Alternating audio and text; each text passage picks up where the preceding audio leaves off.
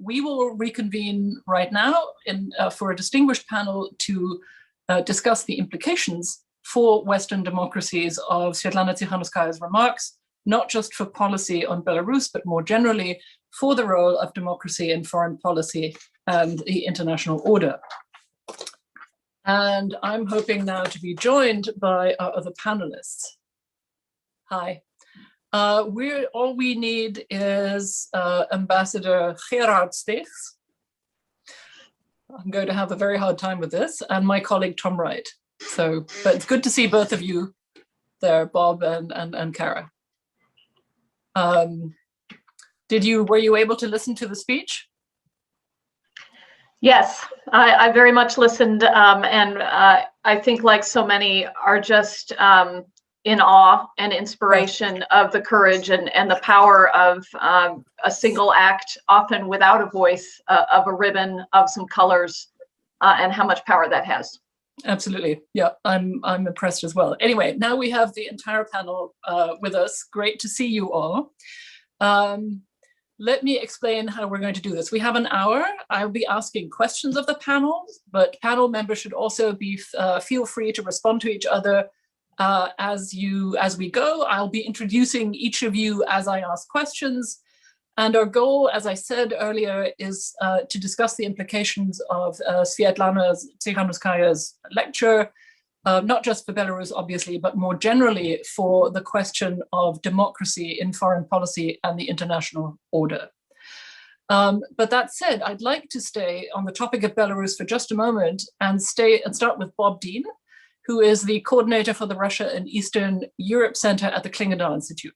Bob, you worked for the Organization for Security and Cooperation in Europe, more commonly known as the OSCE, for 15 years and have spent a lot of time on the ground in different adventurous parts of Eastern Europe.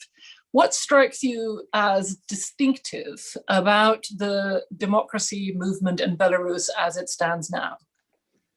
Yes, thank you very much, Constanze, and also thanks to Brookings for the invitation, and also to echo Kara's words on how impressive the lecture was on Svetlana Tsikhanouskaya. And actually the remark that stung most and that struck closest to home is that she said we should value this democracy we already have, because there people are dying for it. And I think that's maybe one of the things that struck me of the independence or the opposition movement or the democratic movement of Belarus, is the fact that they're willing to go to such great lengths for so long and that they stay peaceful for so long. I think it's really interesting compared also to what I've seen in Kyrgyzstan and Ukraine and other places. The actual resolve that they show for such a long period to stand up to such intense levels of repression, it is very impressive. It's not the first time, I have to say. We sometimes seem to forget, and you mentioned already the jeans revolution. It was also 2010, and there were other moments, the Tuniadets street protests in 2017. Belarusians have done this before. They've braved this level of repression before, but this time it is much stronger, much more intense. And I think they've managed to show that the level of legitimacy of Lukashenko is really zero by now. And I think that's what changed it compared to previous rounds, and also what made it stronger and more intense than some of the other movements that we've seen, including in Georgia, in Ukraine, in Moldova, and in Kyrgyzstan. Let me follow on that, if I may, and sort of try and draw out a more general conclusion about democracy movements in general. Usually there are three things a democracy movement needs to actually succeed. It needs to win over the political elites and the security services. It needs support from external support. And it needs well-organized actors. In the past, we've usually said that that means it needs political parties. And notably, in my experience, the Belarusians in the past have appeared fairly, the democracy movement leaders have appeared fairly at odds with each other. That seems to have changed. But can you give us a slightly more granular assessment of where you think the democracy movement is now based on those criteria?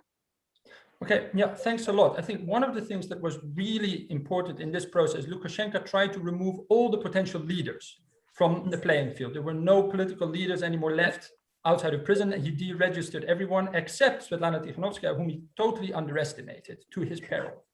So it was almost a leaderless movement where the leader sort of grew into the role, which made it so powerful, actually. And it was also— Can I just say that that sort of reminds me of Germany in the early 2000s with a certain Angela Merkel, but that's just a very opinionated footnote.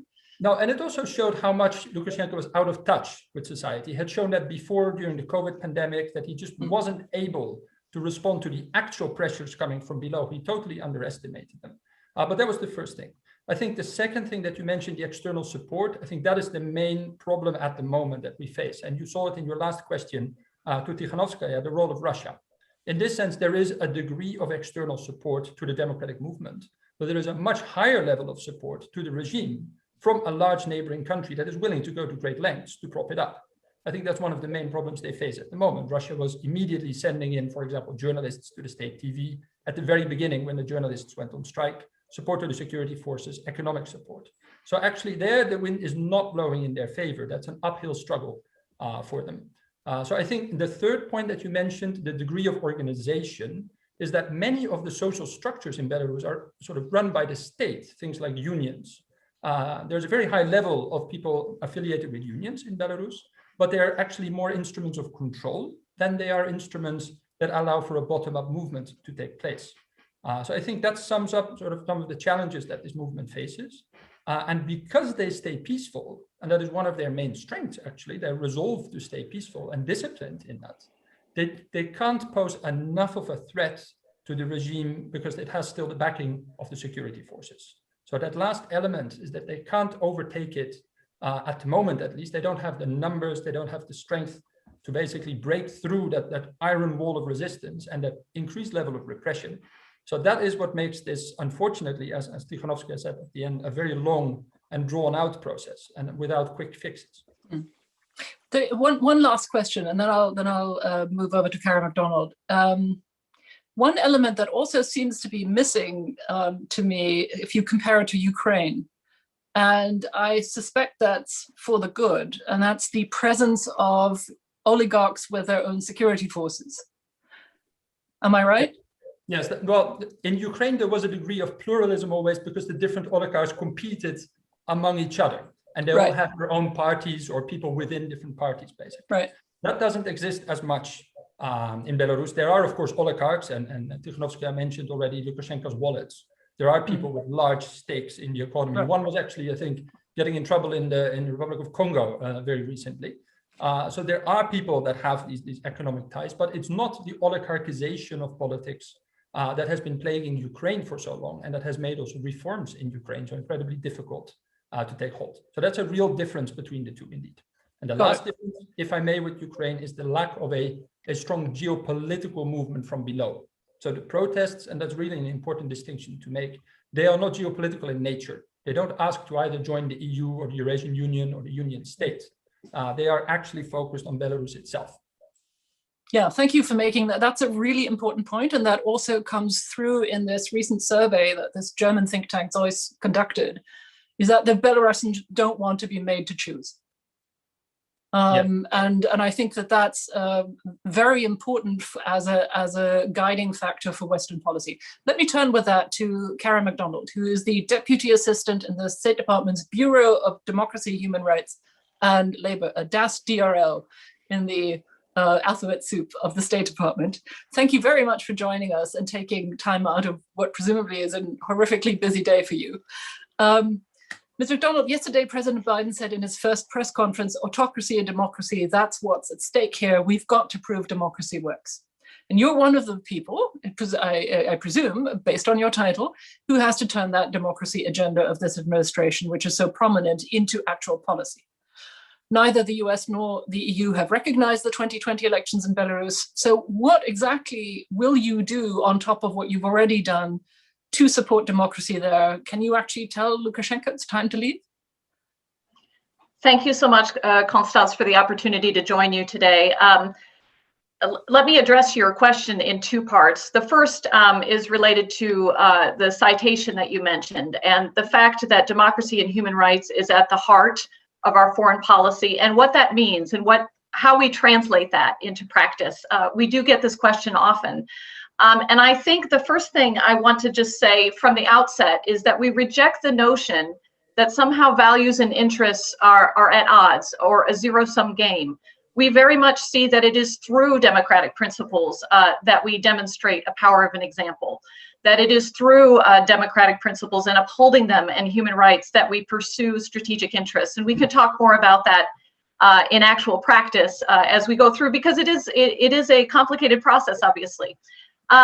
Related to Belarus specifically, the first thing I want to say from the outset is our tireless support to the Belarusian people and the realization of their democratic aspirations. We very much continue to push the Belarusian government to respect human rights and fundamental freedoms. We do this both privately and publicly. We call for the release of all political prisoners.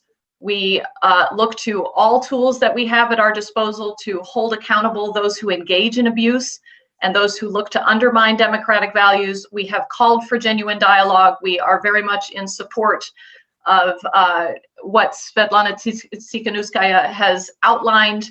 As you can imagine, we are in very close contact.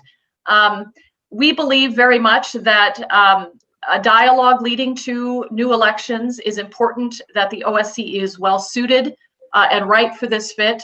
But when you talk about what can we do, we very much are constantly assessing really all tools across the field, from frank discussions and tough diplomacy to foreign assistance and how and where that is provided and how, and then looking at coercive tools and coercive measures.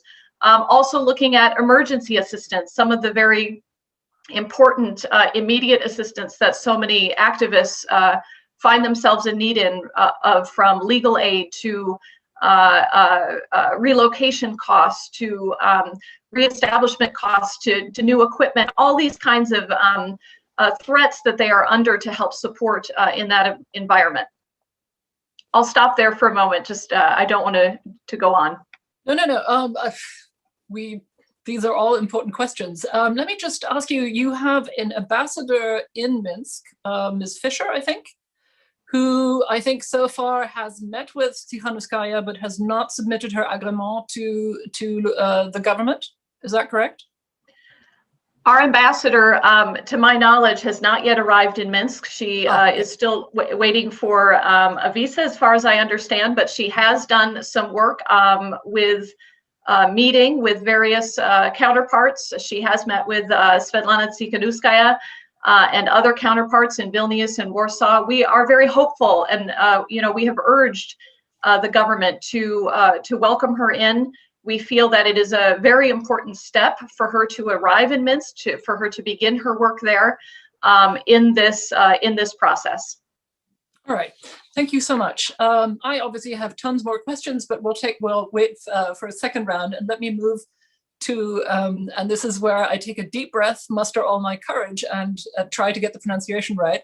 Gerard Steegh, the Director for Multilateral Organizations and Human Rights in the Dutch Foreign Ministry. Mr. Steegh, the Biden administration genuinely, unlike its predecessor, wants to develop common policies with Europe on a variety of issues. Do you think there ought to be a transatlantic democracy support? And if so, what would Europe, which is after all closer to the situation in Belarus and to many other sort of fragile democracy movements surrounding Europe in the South and in the East, what would we look for from America, and where would we like to say to America, please take our advice on this and do X rather than Y? Well, that's quite a tall order. I think, first of all, there is already an ongoing Atlantic partnership. And I think we do see democracy objectives in a similar way. And I very much agree also with what Kara said. There is no opposition between values and strategic interests. Our values, democratic values, are of strategic interest. So that ties us together, because if the transatlantic connection would be the last one to represent democratic values in the world, then it would be for all of us left a very unfriendly world indeed. So it is a strategic interest to promote this kind of formula for government. What I think we should concentrate on together is that we translate our activities not just into sort of punitive actions, but also in positive messaging, in making very clear why democracy as a system of government, however imperfect, is able to unlock the potential of a society in the political sense, in the cultural sense, in the economic sense. And I think by providing other countries with that positive message, we can also then start to put our own cooperation in that framework, in that context. What we are doing, and very often very much in partnership with the United States, is trying to support movements, individual defenders in other countries in their efforts to broaden the base to get the attention of their own governments in order to start reforms. I think it's a slow process in the best scenario, where you try to sort of convince and seduce those in power to let in a little bit more of a democratic format. I'm thinking back of my time in China, for example. I was there at the time as deputy ambassador, and there was under Hu Jintao a very small experiment with local democracy. They were really looking into it to try and see if it would be indeed risky or bad at a local level to allow people to make more free choices when it came to who was governing them. Because the context there is the Chinese people in power are afraid that pluriformity will not work and that anybody in opposition to the government will be a destructive force. Now, if you can have small experiments that show that opposition is not necessarily a destructive force, that it can be a constructive force, then you start to build a case why democracy is working, why it is unlocking certain things that you might otherwise miss out on.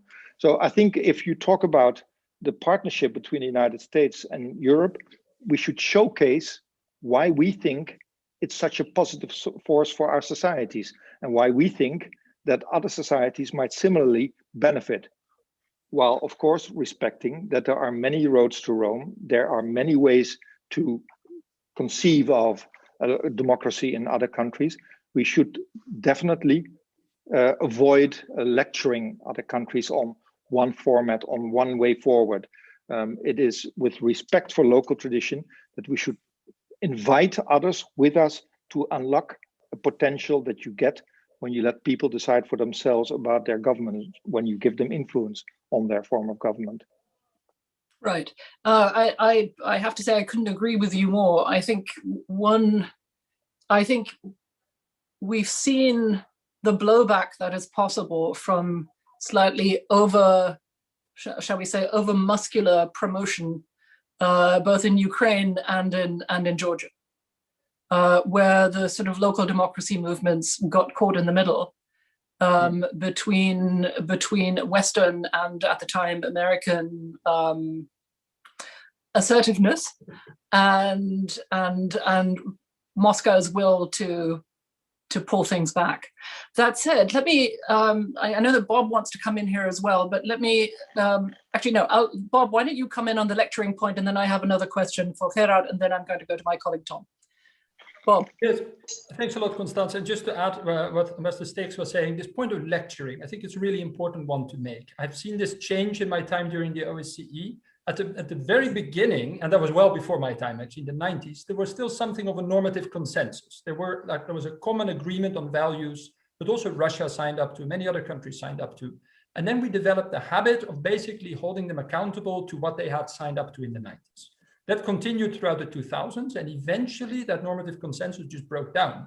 And I think what we've just seen with Borrell in Moscow, and also with State Secretary Blinken in Anchorage, is that Russia and also China, they're just not taking it anymore.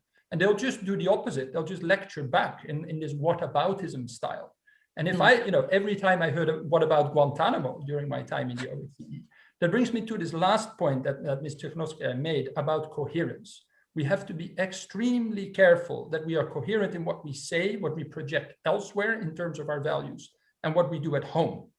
Because otherwise it's going to be extremely difficult to make these points. And I think we'll get to that later, also about the state of democracy in our own European Union and in the US. But we have to be with this lecturing very careful that it becomes, that it doesn't become two monologues, and that we really try and keep a conversation going.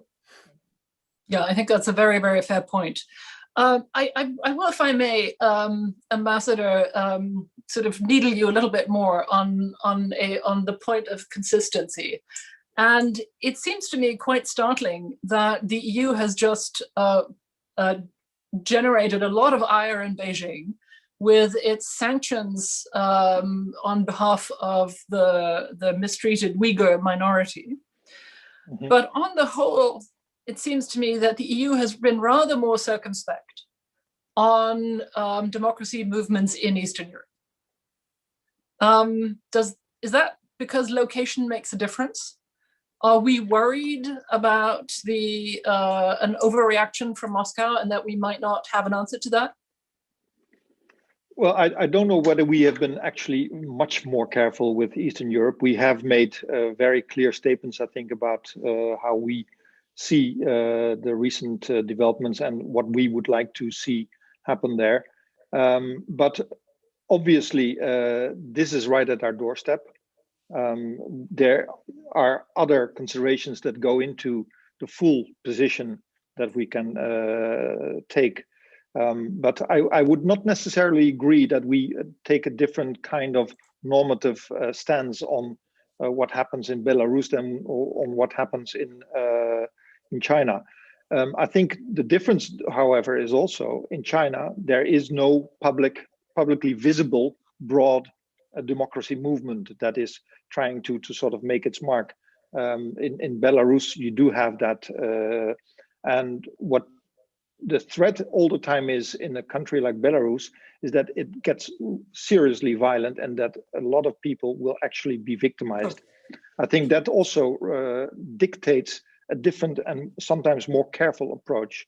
This threat of the level of violence that might be pursued either from within the country or from the neighboring country. I mean, both have been on the cards, so to speak.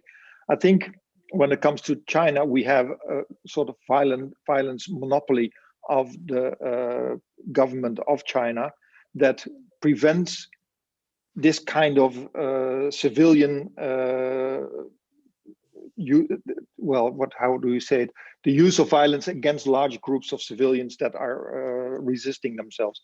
We have there an institutionalized violence against a whole group in Xinjiang. It's a different kind of risk, I think, that you're encountering, which requires also a different position. Sure. Okay. Thank you very much. I would just perhaps, I think I take your point, actually, that there is a need for prudence here. And also I think for strategic patience, the ability to play a long game. And I think there is one thing that we haven't mentioned, but which is really quite important, which is that a safety valve exists for Belarusians and other democracy movements, which didn't exist during the Cold War, which is that people can now move and leave. There's a fairly significant Belarusian diaspora in Vilnius and also in Germany. And they're organizing there and from there. And that's a new aspect here. And I think its effects are probably neutral in that it both keeps people safe, but sort of keeps them out of or takes talent out of the country, of course.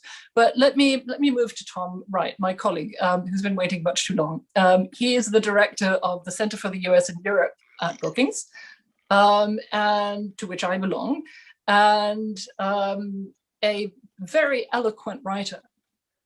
In his regular column at the Atlantic magazine on geopolitical and geostrategic issues. And you've repeatedly turned to the issue of democracy in those essays. And you've argued forcefully against some opposition here in Washington that America's domestic troubles should not prevent it from standing up for democracy and human rights globally.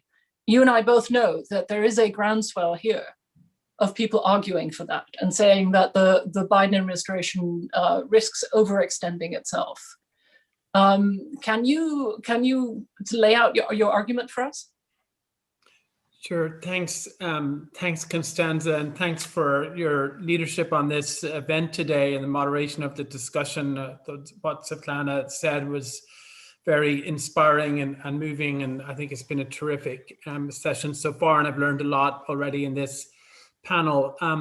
Yeah, I think this sort of became an issue, the point you raised, after the insurrection on January 6th. And some people said, with all of the problems that we have in Western democracies, we can't really sort of lecture other countries or try to impose democracy or promote or even protect democracy overseas, that you basically have to deal with it here at home first and then maybe look at it in the future. And the point I think also, to be fair, the Biden administration is very much wants to continue to speak out for democracy too. The point really is that it's the struggle the US has with democracy at home that gives us a stake in the outcome of this debate internationally. Like, it's precisely because the outcome is important domestically that the outcome is also important internationally, that we have a stake in whether or not liberal democracy prevails here, but also in countries like Hungary and elsewhere where it's under stress. And there is a broader contest of a competition of different governance systems going on, where we do see sort of an authoritarian alternative, and that authoritarian alternative has benefited from at least 4 years under the Trump administration of relative silence, certainly at the highest levels on democracy, and sort of a tolerance and acquiescence in some of the greater sort of measures of repression that they engaged with. And that's why I think Freedom House has come out and said, that we are year on year experiencing a recession of democracy. I think the other point, Constanze, too, though, is that if you look at Belarus or Hong Kong or many different other sort of examples around the world, it's not the people who are struggling to have their rights realized and to have their voices heard. It's not those people who are skeptical of the US or the EU weighing in and speaking up for those universal values. It's the autocrats, right? They're the ones who are sort of leveling the charges of hypocrisy. And they're going to do that anyway. The Soviets did that during the Cold War. They're, of course, going to engage in that argument. They're, of course, going to throw back our imperfections at us. But that is not something they are doing in good faith, right? It's not as if those things went away, they would say, well, maybe now you have a point.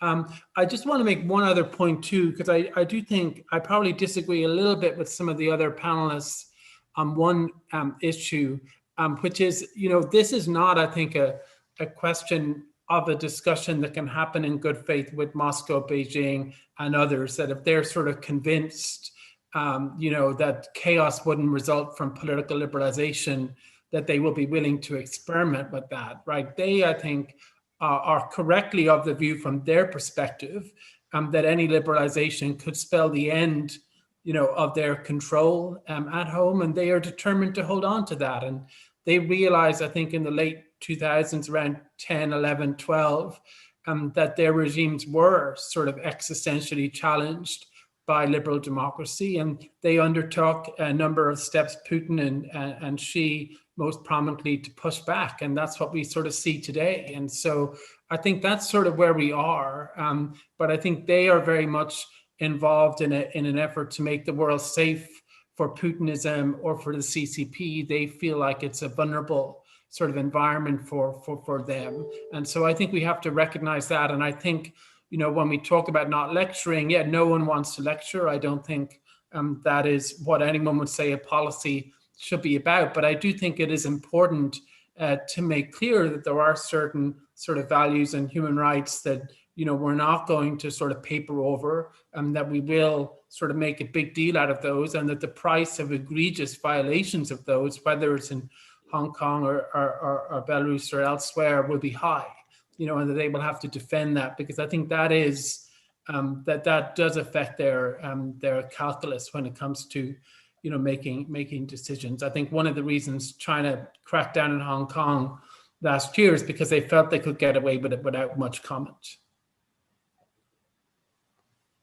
Fair enough. I think it's a very important point that Belarus is closer to home, to Moscow and to Putin's source of power than any of the previous democracy movements, it seems to me, in either Georgia or in Ukraine, and particularly given the fact that Alexei Navalny now seems to have energized a fairly large group of younger, disillusioned Russians who no longer believe in the social contract model that their elders subscribed to, and that centers around the astounding degree of corruption of Putin and his own inner circle. I think that's a point that's very well taken. On that note, let me perhaps, I've got a ton of questions, but let me perhaps ask Cara Mcdonald on one, I think, particularly sensitive issue that is, I think, something the transatlantic allies are perhaps quite ready yet to talk to each other about, but maybe you can relieve me of that doubt. And that is pursuing kleptocracy networks and dark money flows in Europe and America, which, as we know, are a very important source of political influence for autocrats and and tools for them to engender political divisions in Western democracies. How high is that on the political agenda of the Biden administration, and what kind of cooperation would you want to see from Europe? Yeah, thank you, Constanze, for that question. Just before I dive into that, I did want to make a quick comment because I do associate myself quite with much of what Tom said. I think, our secretary at NATO this week said, and I think he said it very well, that perhaps the greatest threat we have is losing public confidence that democracy and democratic institutions can resolve these challenges, can meet these challenges, can overcome this pressure, and can self-correct.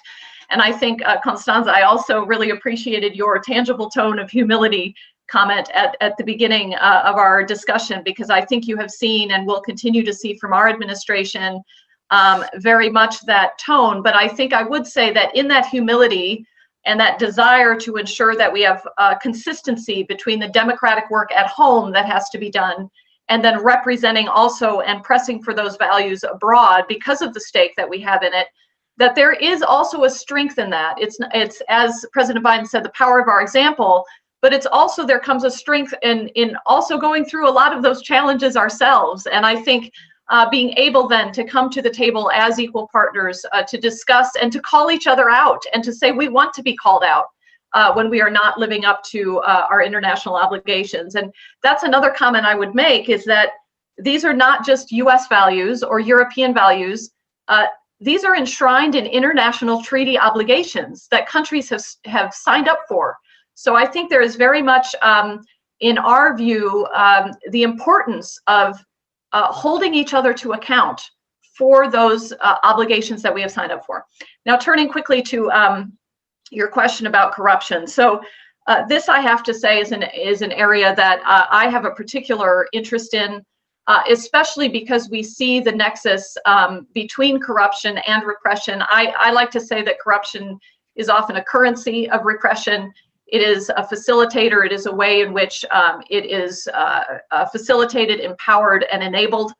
I think very much when we talk about, and I'll speak generally here, but as we talk about the full range of tools that we can look at to address these questions, very much the issues of financing of autocratic regimes, financing of authoritarian behavior is very much on our radar screen and very much in our sights, in our crosshairs. I think in terms of the importance of working with European allies, like-minded countries, we know that most of the challenges that we face, and particularly the challenge of democratic backsliding, flirtations with authoritarianism and authoritarianism well entrenched, requires, it's not the problem of one state. It requires a multilateral response. And I think as we have those discussions, the breadth and depth, obviously, of those discussions is quite great.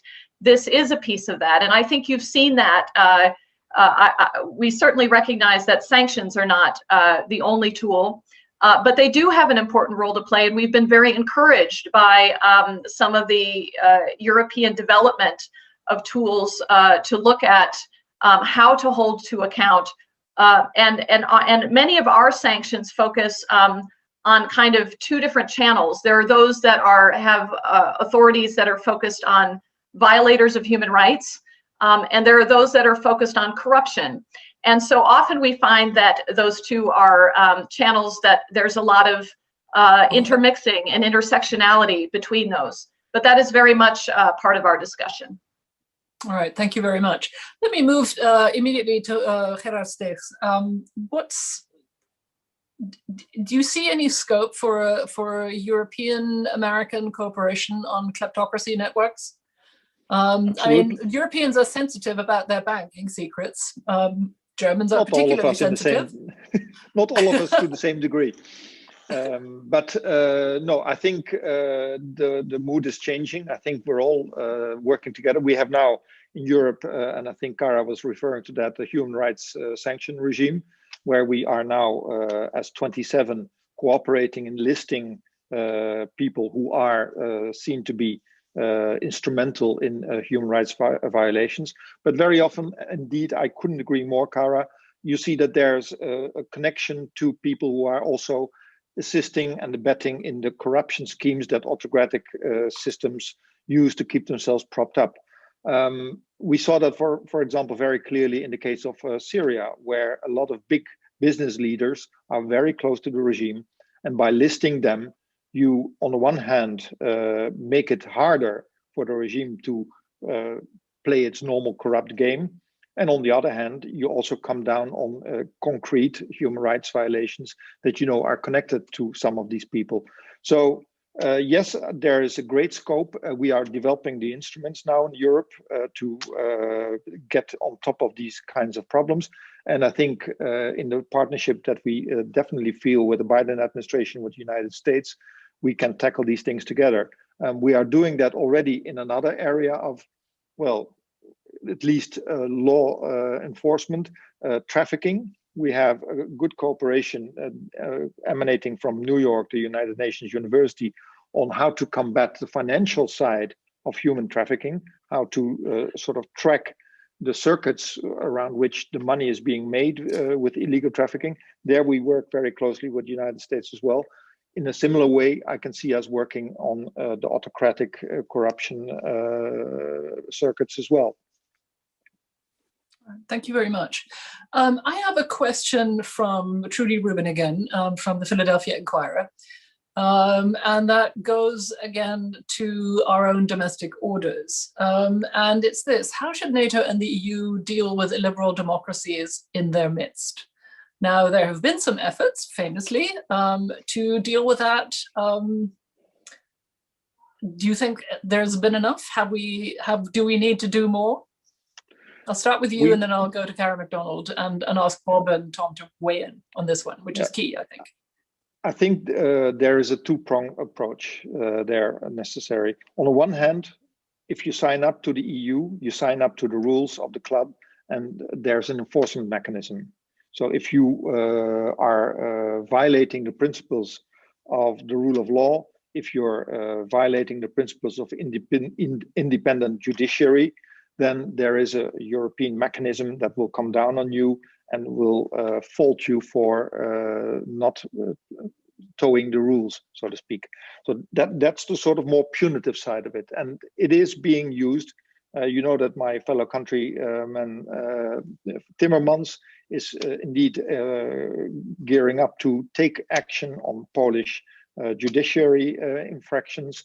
There is similarly an exercise undertaken to see how we, from the European institutional point of view, can do something about infractions that are taking place in Hungary. But there's also another side.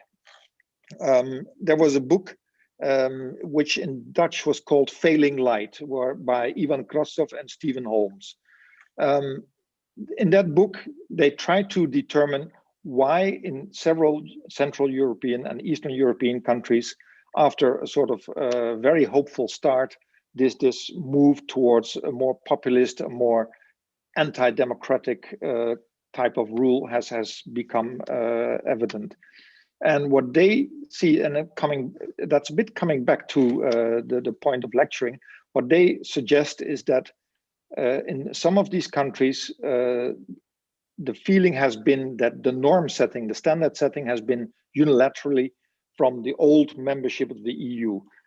New member countries were always asked to perform up to the standard that was set from somewhere else.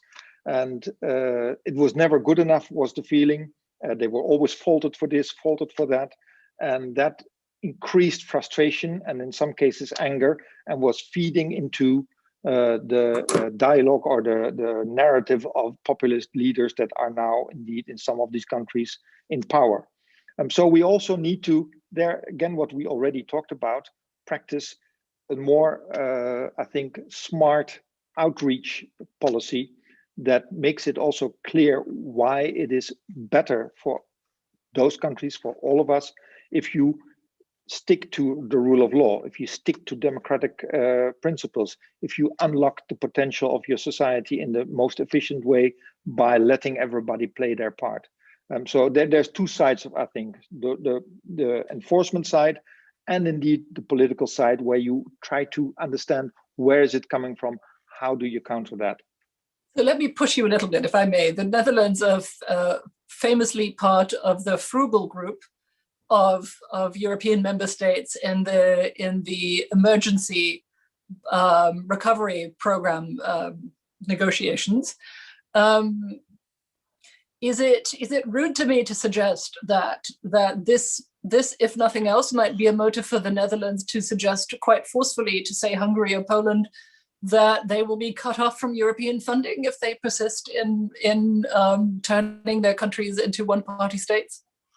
No, I don't think so. You're making the wrong connection there. It's not about just saving a little bit of money, and it's not about. No, I'm joking. I was being no. But it wouldn't be. You if you were serious, you wouldn't be the only one. I'm sure. No, what is very much ingrained in the Dutch national character is that if you make an investment, you do your due diligence and you agree on a set of terms under which the investment can go forward. There's a sort of deal between money made available and what you do with the money that is made available. And the Dutch are very much, on the one hand, about, before you get into the deal, make it clear what the obligations on either side are.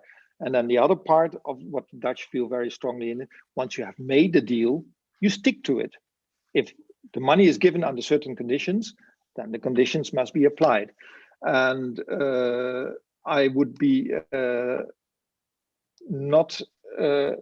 well, let's put it this way. Personally, I can see that the frugal image is hurting the possibilities for us to do the outreach and well, the more soft kind of policy side that I was mentioning before.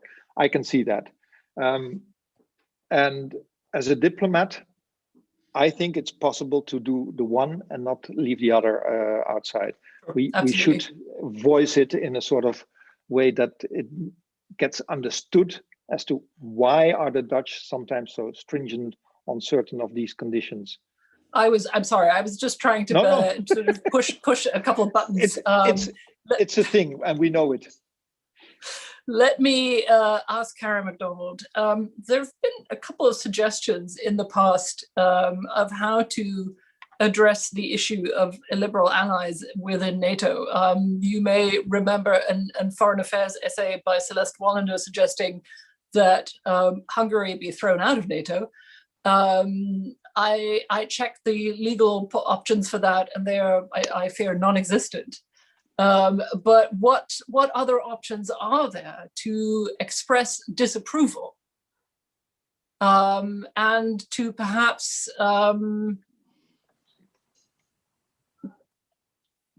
point out that the government in Budapest has, concerningly warm relations with both Moscow and Beijing, and that's an issue for NATO. Yeah, thank you, Constanze.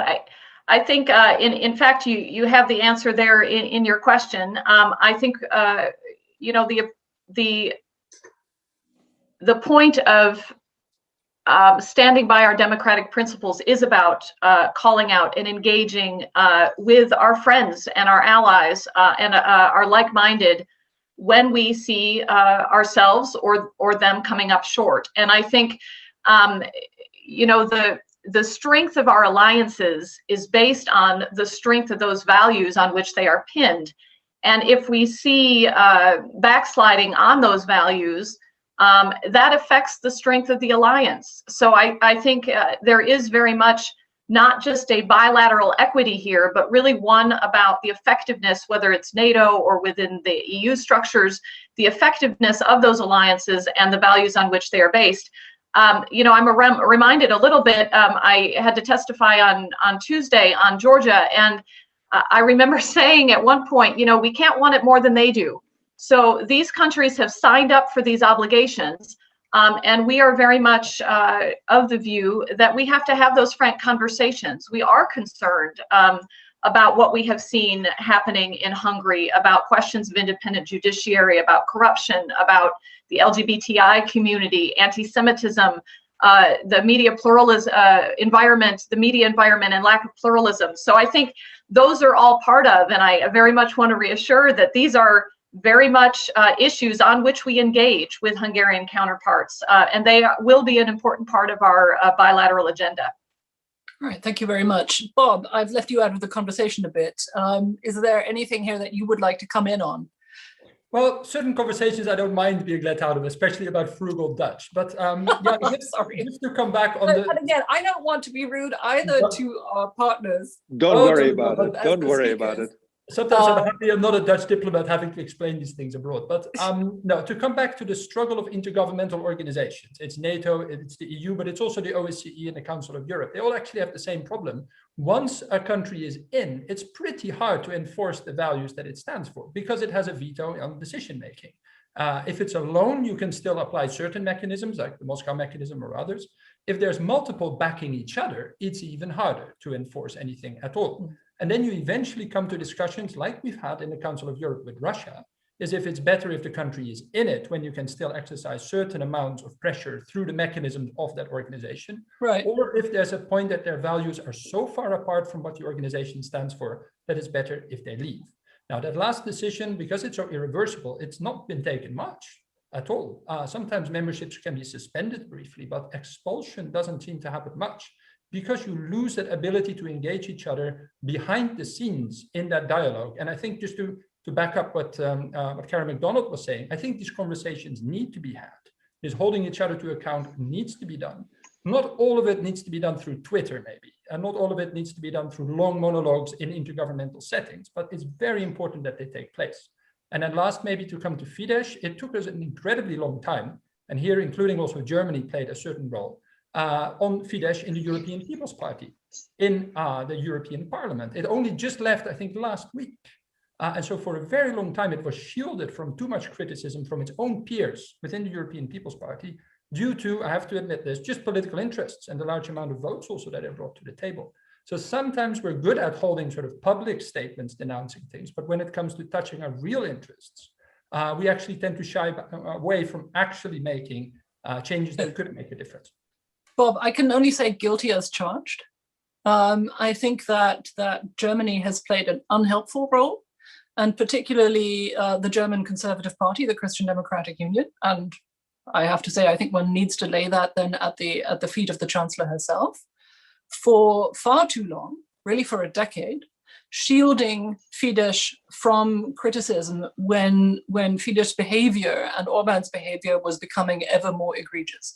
Anybody who has ever read any of Orban's summer school speeches will know exactly, what kind of vision of Europe he has, and that gels quite nicely with the visions of a Stephen Bannon and other people and other sort of the most egregiously far-right ethno-nationalists, both in Europe and in America. And I feel that is a blame that is perfectly correct to lay at Germany's door. I feel quite strongly about that.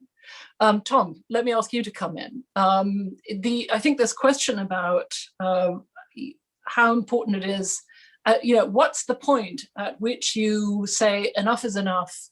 We clearly can't do anything anymore by talking to a country or to its leaders behind closed doors. We need to expel them from a group, or like Russia was expelled from the G8. What's your take on that issue? Keep or expel at this point? Well, I think Cara had it right, particularly with regard to Hungary or similar cases. One could potentially, say Turkey as well, and maybe there are others. My view is that, we have to make clear that if this continues, it will materially affect the relationship and the alliance, right? So it'll have a material negative impact on sort of the long-term alliance between the United States and that country. And that's sort of a choice they have to make. But my view is, if Orban continues going down the road that he's going, I just find it hard to imagine how the United States and Hungary are allies in 10 or 15 years' time. I don't quite know how that happens.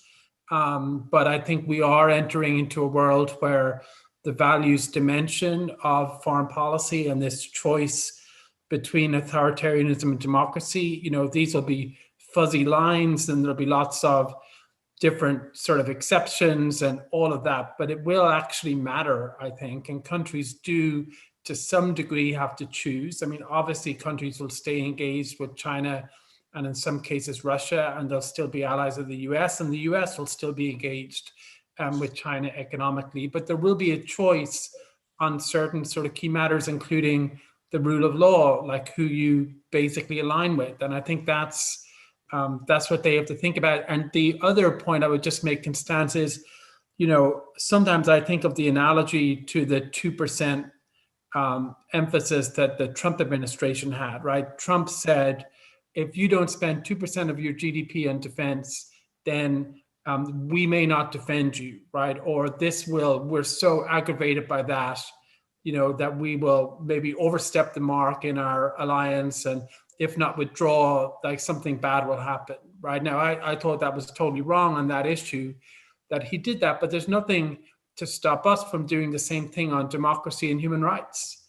And to say that we regard that as much of a litmus test as he regarded, defense spending as a percentage of GDP, in that if you completely eviscerate your democracy, like, don't expect everything to be fine. And actually, it's very, very simple to change the alliance to NATO. It can be done unilaterally by the United States, right? Because all NATO is it's an interpretation of Article 5 of the founding treaty, right? So, there's nothing to stop any president from reinterpreting that for any country at any given point. So I think the question is, that's really the question. It's whether or not we want to remain allies with a country if there's no prospect of redemption or of, sort of the salvaging of democracy. So I think that's a long ways down the road, but I think it's important, for leaders like Orban or Erdogan to sort of understand that, this is a permanent alliance based on values. And if that value dimension is gone, then that's going to be a problem, right? And we have to work through that, but they can't expect to have a cakeism policy where, they have their cake and eat it too. Fair enough. I'm conscious that we're very nearly out of time, so I'm going to throw one last question at you and give you the opportunity of combining that with your sort of final thoughts, and I will go in reverse order. This is a question from Driss Larafi, who is a professor at the University of Ibn Tufayl in Morocco. So you see, we have people watching us from Morocco, which is amazing. Thank you. And he says, do you think the best way to sustain democracy is to bolster international human rights law through the endeavors of the UN and its agencies? And this raises, of course, brings us back to the original, the purpose of the lecture, which is international law. Last year, when we wanted to do the Breyer Lecture and had to cancel it because of the pandemic, our working title was Normative Disarmament. In other words, the rollback of international law and human rights by governments around the world, and in some ways also by Western governments. Tom, what do you think we should do on the international level and through international institutions to keep these, to sustain democracy? It's a great question. I think the most important task, Constanze, is for liberal democracies to work more closely together effectively as a caucus within these institutions to ensure that the normative way they are interpreted and implemented, remains, as it was intended when they were brought in. And, to some extent, that's keeping a pace with China and others who are also exerting an influence in those. And then I think there's also a domestic component, of course, too. And this is more of a problem in the US than in Europe. But basically in maintaining the legitimacy of those laws and by showing, that we're abiding and respecting those too. And I think that's where sort of setting that example or living that example is an incredibly important thing. Ambassador Steeks, the Dutch really have played an outsized role in their defense of the UN and its institutions, not just by hosting the International Court of Justice and the International Criminal Tribunals in The Hague. What do we need to do to shore up international law in a time of great power competition and really aggressive actions against democracy by authoritarians? What we try to do, and we've jointly with like-minded countries have sent a letter to the Secretary General of the UN recently on this matter, is to protect one of the pillars of the UN, which is the human rights enforcement, the compliance with the Human Rights Declaration. And what we see is that bit by bit, the funding for human rights instruments, for the Human Rights Council, for the right of individual citizens and to use instruments to seek justice is getting less and less. What we see is that there's a continuous attempt to change the language that is used when you talk about human rights and when you talk about taking a measure of compliance of human rights in certain countries. So what we need to do is push back against it, and we're getting more deliberate on that. We're getting more organized on that. Push back on the one hand, the things that go on in human rights bodies. On the other hand, make sure that the structure as it is now remains in place, remains doing what it is supposed to do, and keeps the funding that it needs to do that. What is now a big risk is that the countries that believe in human rights are also tasked for the financing of the UN human rights institutions. That would be a perversity, in my view. The UN, as I said, has one of its three pillars, human rights. If that pillar, which is universal, which is relevant for all member states, is going to be funded only by voluntary contributions from the countries that happen to think that it's actually quite important, then we have lost a huge amount of influence and importance of how we see human rights being enforced in the world.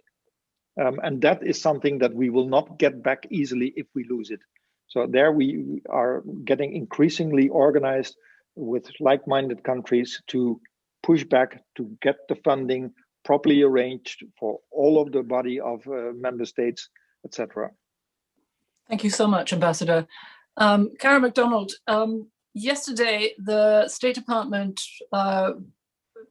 released information that it had, among other things, co-signed an EU resolution condemning continuing human rights abuses in Belarus in the UN Human Rights Council, which is amazing.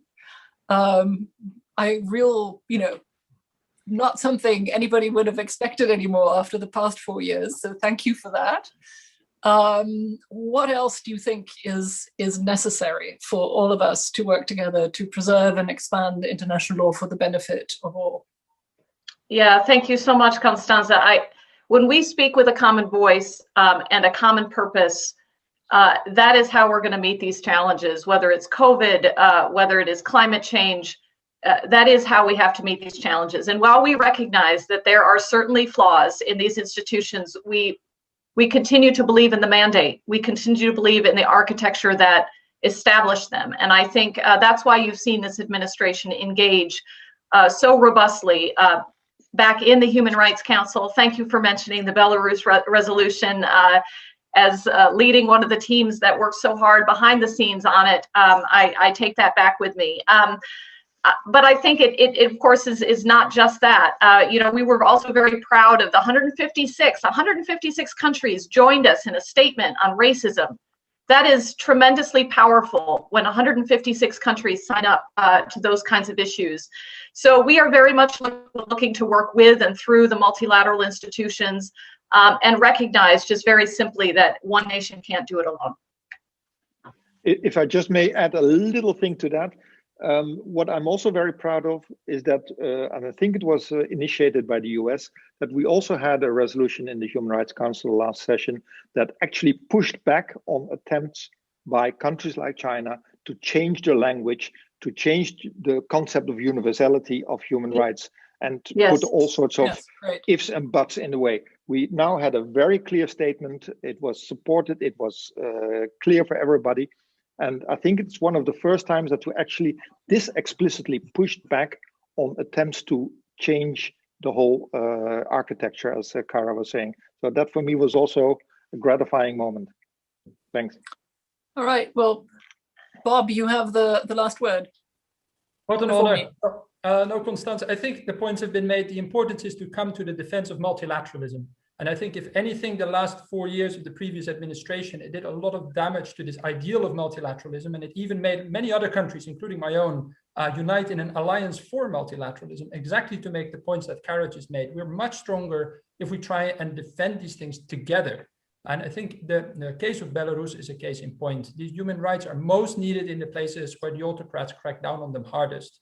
And the international institutions need to be equipped with knowledge, with political support, and yes, with funding, in order to be able to respond adequately and quickly.